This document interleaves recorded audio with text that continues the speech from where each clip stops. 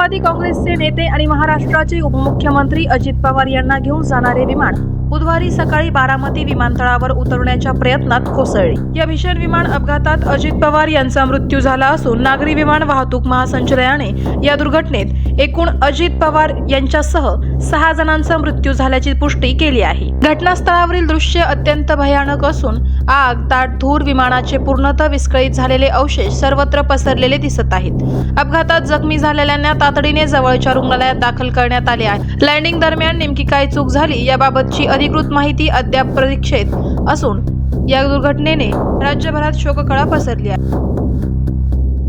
करायचं आहे लाईव्ह कार्यक्रम किंवा आहे कसले आंदोलन, जनसामान्यपर्यंत पोहोचेल आपला हक्काचा आवाज जनतेचा।